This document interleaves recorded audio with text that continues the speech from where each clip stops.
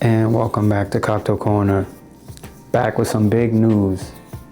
After months, almost a full year of speculation, Top Rank finally has the broadcasting deal with DAZN.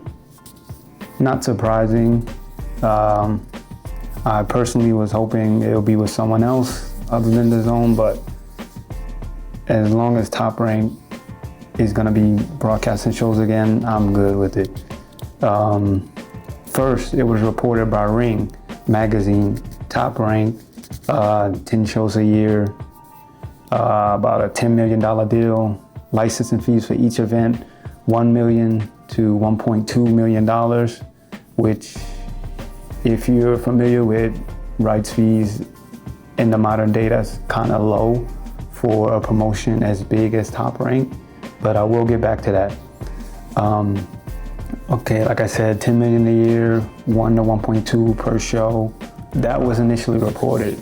I think Ring reported it first, then a bunch of other publications started reporting on it as well.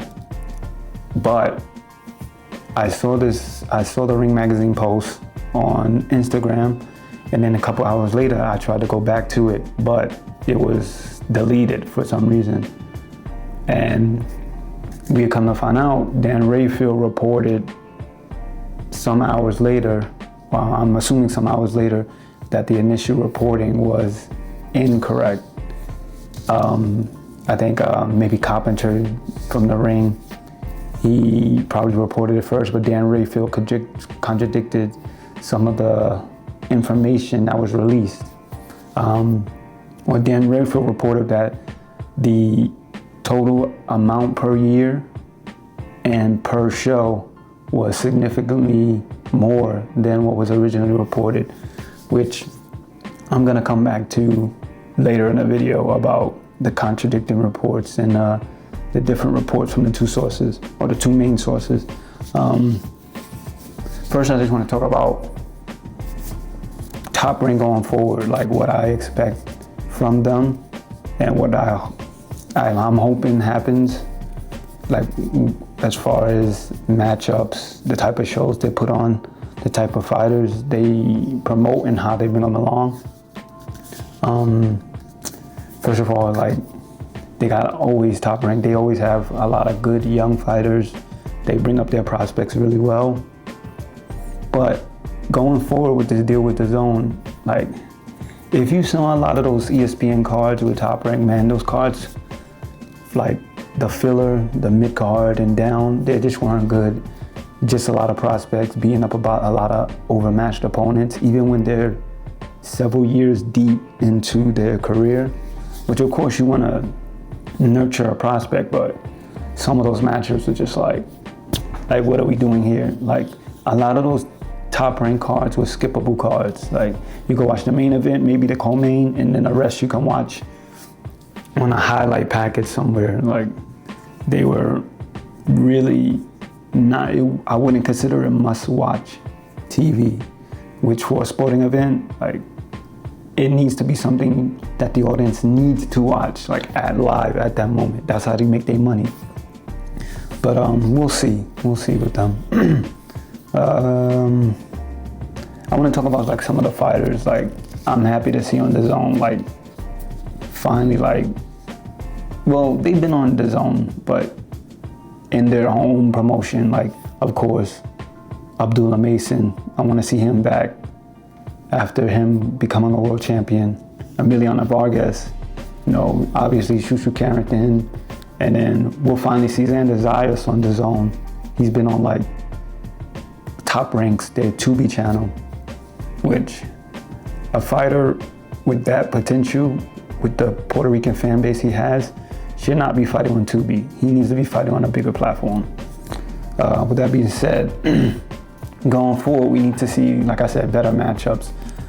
Emiliano Vargas and like Abdullah Mason specifically, I need to see those guys.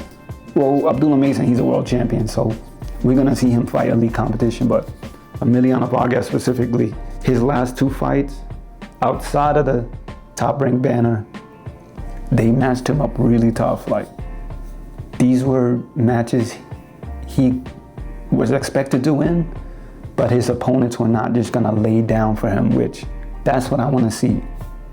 I don't wanna see a prospect get beat or humiliated or knocked out, but I wanna see some resistance. I don't wanna see them just beating the hell out of these overmatched guys with like 10 losses on their record, right? But hopefully Top Rank do that moving forward. Another thing too is, which is an unfortunate, it was reported by Brunch Boxing that Naoya Inoue and Junto Nakatani, their contracts with Top Rank has ended, which is unfortunate for Top Rank, but it's good for them, the fighters, because they'll probably get better, bigger opportunities from this. Like they're stars in their home country, they're big names in the UF, so they'll be fine. But it sucks for Top Rank. They get this big deal, and then now two of their biggest international stars are gone. But it is what it is. You move on. And with the loss of Nakatani anyway, it sucks because I'm a fan of Japanese boxing. That's why this is a boxing channel with a Japanese name. Top Rank had a partnership with Prime Japan, and they had a lot of these main events from Japan, like broadcasting on ESPN, which were headlined a lot by one of my favorite fighters, Kenshiro Teraji, Junto Nakatani. I think Inoue had one against Neri on Prime Japan. It appears that partnership has ended, which like a lot of the recent Japanese events haven't been on ESPN, unfortunately. They haven't even been on American television. Like Nonito Donaire just had a fight last week, and his fight wasn't even broadcast in America, which is crazy for a legend like that. Which is another unfortunate thing with Top Rank going to the DAZN. Hopefully they can renew that, but if not, it is what it is. Another thing I want to talk about is just the platform, the DAZN itself. They have pretty much almost every major boxing promotions on that platform except for PBC. But then again, PBC, they're really not running shows anyway. So they have like 4 or 5 shows a year, like at most on a good year. So DAZN pretty much has a monopoly on boxing right now, which to a fan could seem like a good thing because all of your boxing is in one source. But to me, it's a positive and negative because like you have all your boxing in one space, including a bunch of minor promotions like an OTX, Boxing Insider. Like you have some overseas boxing like called Dream Boxing in Germany, and a bunch of other little promotions around here and there, which is great. If you're a boxing head, that's great for you. But the platform of DAZN, man, the subscribers in America, like compared to the other major streaming services, is not that big. They lose hundreds of millions of dollars every year, and they're heavily reliant on investor capital, which is like, with investor capital, like eventually if you're not profitable, that runway of investor cash runs out. So we'll see, man, but we don't really know what the future holds. Like that far in the future, we can only worry about here and now. And for now, it seemed like this is a great deal for boxing fans in general. I'm excited. Like, I'm excited to see what they do on DAZN with a big budget, a big platform. We'll see. And the last thing I wanted to talk about, I talked earlier in a video about the contradicting reporting, and I'm gonna keep it 100. I trust Dan Rayfield's reporting way more than the Ring magazine. Like the Ring magazine used to be like a really trusted source, and ever since they've been bought by Turki Al-Sheikh and that Saudi Arabian contingent, like it's honestly becomes like a shameful propaganda magazine, propaganda publication. If you recall, Queensberry, Frank Warren's promotion, Queensberry Boxing, they're suing I think Sella, which is the promotion with Turkey Al-Sheikh, his group.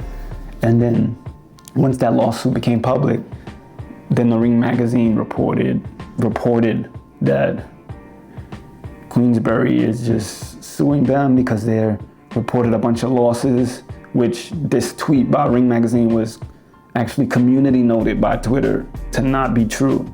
So this is basically just an attack. They're using Ring magazine publication to attack a promoter because they're doing something that they don't like, which is not really, like, if you see the bigger picture, which is not great for the boxing scene. If we got this one major magazine used to attack promotions or figures in boxing that the owners of this publication don't like, which I'm not a fan of. Like you seen in my last video, I'm not really a fan of Turkey Al-Sheikh anyway. I'm not fooled by this guy that just wants to come in. He's such a fan, he just throws around money. Yeah, I'm not fooled by that. Like, I don't think he has great intentions. I just think he likes control, and I'm not with it, and I'm not gonna be fooled by it. Like, I'm not gonna be fooled by him. Like, I see him, I see what type of person he is. And I'm not gonna get too deep on that. Just, it is what it is, man. I'm excited. Top Rank's back. Hopefully they do some good things in the future with DAZN, with the partnership with DAZN. Time will tell. We have no idea when their first show is going to be or any other details of the deal. So we just have to wait and see, like I said. And if there are other major details, I'll let you know about it. Thanks for joining me. Hit that like, hit that subscribe, stay tapped in, and I'll see you in the next one.